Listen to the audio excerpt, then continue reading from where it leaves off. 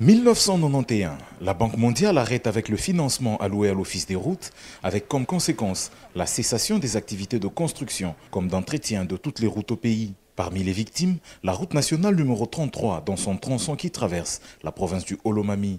Près de 30 ans plus tard, en novembre 2018, grâce à un financement du programme sino-congolais, des travaux de réhabilitation y ont été entrepris par la firme Crexet sous la surveillance de l'Agence congolaise des grands travaux, maître d'ouvrage délégué du ministère des ITP sur ce projet. Lundi 13 septembre 2021, la mission de contrôle de l'ACGT basée à Kamina a procédé avec l'entrepreneur à une inspection de l'ensemble des 188 premiers kilomètres du projet allant de Kabondo Dianda à Malemba Centre. Ceci en vue d'une réception technique. Ce travail est un préalable à l'acceptation des travaux ainsi réalisés pour le compte de la République. Gabriel Ilunga Senga, administrateur du territoire adjoint en charge de l'écofine dans le territoire de Malemba-Nkulu, est heureux de cet investissement qui, selon lui, va booster l'économie de la région.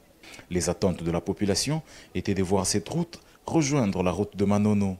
Pour le chef de mission ACGT Merlin Kazad, ce sera fait dans un avenir très proche. Je sais qu'il y a des gens qui se plaignent à Malemba qu'on devait arriver jusqu'à Molongo, à Ngoya, Nkwende, tous ces endroits, mais nous devons aller palier par palier.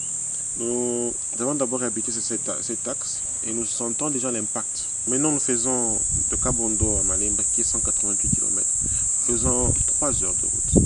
Donc facilement, il y a des motards qui font 2 tours. Ils vont à Malemba, donc 2 tours par jour sans se fatiguer. Le coût de vie a fortement baissé. Donc c'est ça l'impact des infrastructures dans les communautés. Il ne reste donc que 88 km à réaliser afin de ressortir au village Ngoya et se connecter sur la route provinciale 617 qui va de Luambo à Manono en passant par Mitwaba. Réalisée en terre battue, cette route est prévue pour être revêtue. Le tout dépendra de la mobilisation du financement à travers le programme sino-congolais.